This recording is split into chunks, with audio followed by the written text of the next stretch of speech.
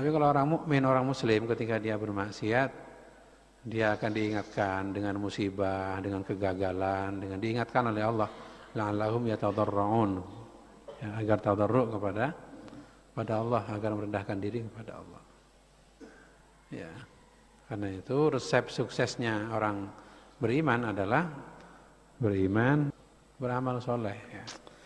Walakin yanbaghi laka an ta'lama qabla kulli syai'in annal hidayata allati hiya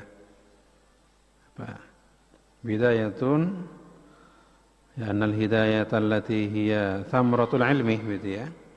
Annal hidayata allati hiya thamratul ilmi laha bidayatun wa nihayatun wa zahirun wa batinun, ya, wa zahirun wa batinun. Wala wusula ila nihayatiha illa ba'da ihkami bidayatiha wala usura ala batiniha illa ba'da al-wuqufi ala zahiriha. Ya.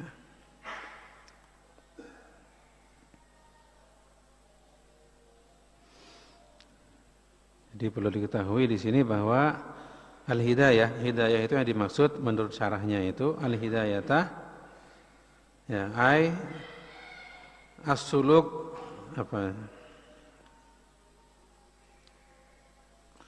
Ai sulukut tariqi, sulukat tariqi ila Allah Ta'ala, gitu ya.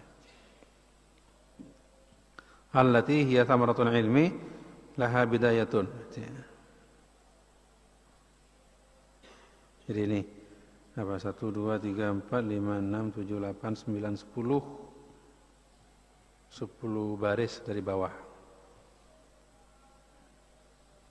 11 baris, ya. 11 baris dari bawah.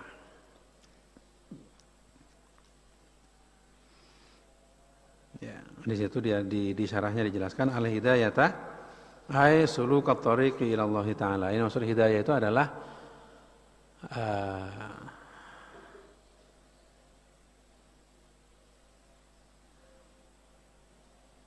menempuh jalan menuju Allah, artinya menuju ridha Allah, menuju ma'rifat kepada Allah, ingin ridha Allah, itu hidayah.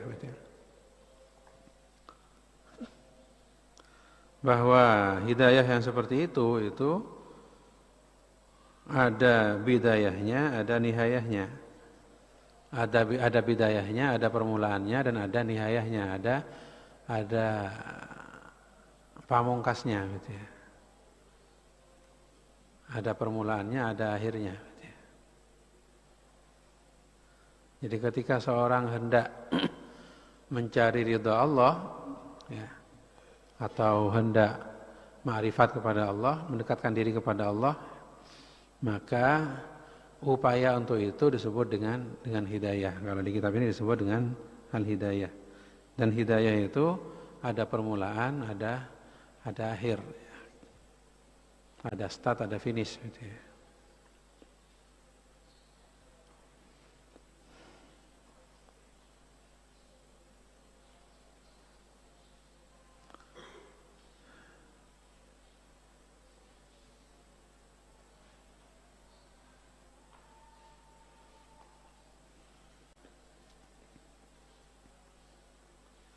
Dan bahwa hidayah itu ada sisi zahir, ada sisi batin, ya. Zahir itu berarti sisi luar, batin itu sisi dalam. Jadi ketika apa yang sering disebut-sebut itu apa, takwa, ya, at-taqwa. Jadi takwa, iman dan takwa, kan gitu ya. Yang sering disebut-sebut dalam Al-Qur'an itu iman, takwa, amal soleh, gitu kan? Sering disebut itu dalam Al-Qur'an.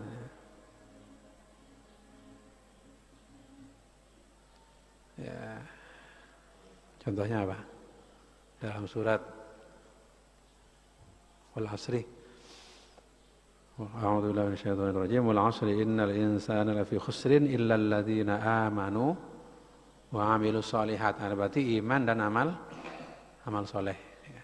Iman dan amal soleh. Ya. Jadi Jadi semua manusia merugi kecuali orang yang mau beriman dan beramal soleh. Disebut lagi, ya contoh lain. Wattini wazaitun wa turi sinin wa hadzal baladil amin laqad khalaqnal insana fi ahsani taqwim thumma radadnahu asfala safilin illa alladziina amanu wa 'amilus shalihat. Iman dan amal soleh. Illa alladziina amanu wa 'amilus shalihat. Iman, amal soleh. Ya. Takwa juga sering disebut ya. Walau anna ahlul qura amanu wattaqau la fatahna, ya, iman dan takwa. Jadi kadang-kadang iman ini gandengnya dengan amal soleh, kadang-kadang iman gandengnya dengan takwa. Amanu wattaqau. Wa yattaqillah yaj'al lahu makhraja wa yarzuqhu min haitsu la yahtasib, berarti takwa. Ya, jadi ini iman, takwa dan amal soleh ini sering disebut ya dalam Al-Quran, karena memang iman, takwa, amal soleh ini adalah kunci sukses seorang muslim. Iman, takwa, amal soleh ini kunci sukses seorang muslim. Ya, lain dengan orang muslim itu, orang mukmin itu beda dengan orang kafir. Kalau orang kafir boleh jadi semakin maksiat semakin sukses, bisa jadi. Karena emang esolak gitu ya, dilulu, istidraj. Semakin maksiat semakin sukses gitu ya. Tapi kalau orang mukmin, orang muslim, ketika dia bermaksiat, dia akan diingatkan dengan musibah, dengan kegagalan, dengan diingatkan oleh Allah, la'allahum yatadarra'un, ya, agar tadarru' kepada Allah, agar merendahkan diri kepada Allah. Ya. Karena itu resep suksesnya orang beriman adalah beriman, bertakwa dan beramal soleh. Ya. Lalu apa takwa itu? Takwa itu imtitsalu awamirillah wajtinabu nawahihi. Takwa itu punya dua bagian. Bagian pertama melaksanakan perintah Allah, bagian kedua menjauhi larangan Allah. Baik yang zahir maupun yang batin, ya. Nah, berarti takwa itu punya sisi zahir dan punya sisi batin. Contohnya apa? Melaksanakan perintah Allah. Apa contohnya? Salat, ya. Salat itu kan secara zahir salat itu ya sesuai fikih itu.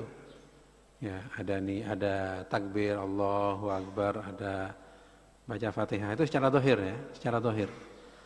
Tapi ada sisi batinnya. Secara zahir salat itu melaksanakan rukun salat, takbir dan Fatihah dan lain sebagainya. Secara batin salat itu adalah ingat pada Allah dan khusyuk, kan begitu.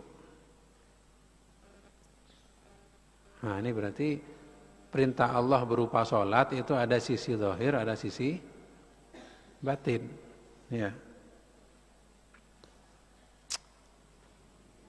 Ini seharusnya kena semua ini. Jangan hanya zahir saja atau jangan batin saja. Ya. Kalau ada orang misalkan salat Allahu Akbar ini, dia pikirannya sejak Allahu Akbar sampai Assalamualaikum pikirannya kemana-mana ya. Ke lapangan, ke toko, ke pasar. Tidak ingat Allah sama sekali. Ya. Nah, ini berarti sholat hanya sisi zahir saja, batinnya tidak ada. Kalau menurut Mazhab Syafi'i, sholat seperti itu sah, karena rukunnya sudah lengkap. Khusyuk tidak dianggap sebagai rukun, tapi menurut mazhab lain ini tidak sah karena dia tidak khusyuk sama sekali.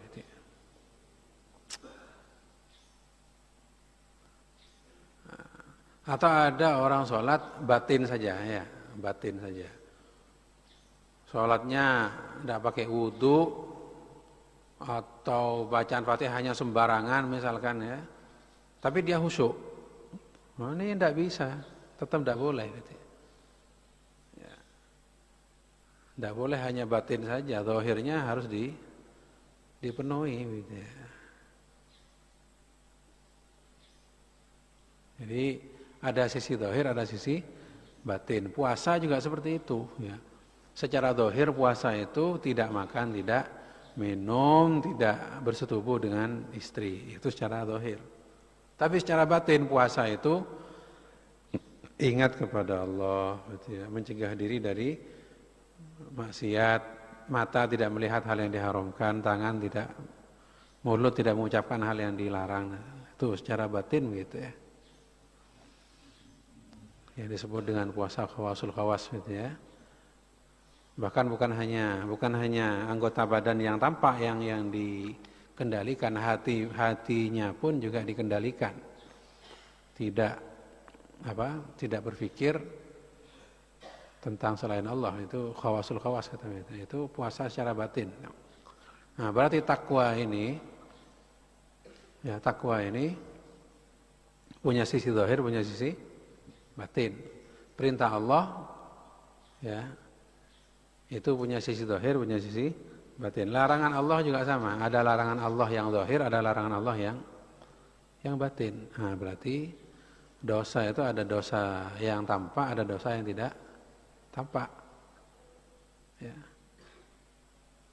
Ada dosa yang zahir, ada dosa yang batin. Ya. Contohnya apa? Larangan Allah yang zahir, dosa yang zahir itu contohnya apa?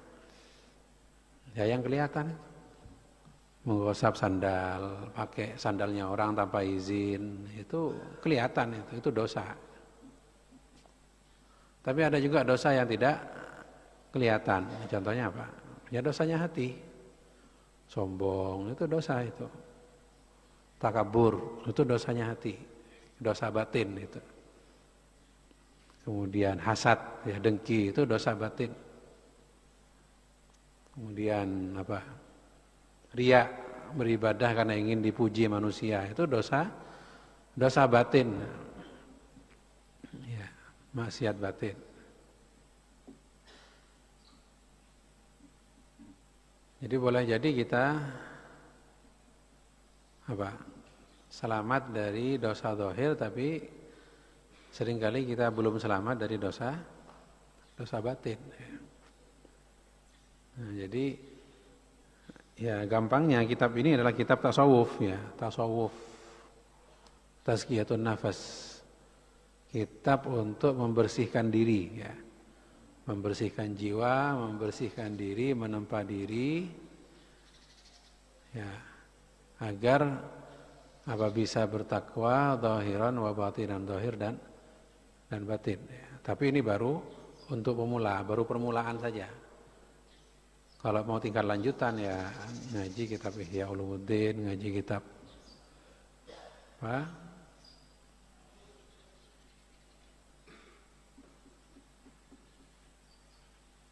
Hikam ya.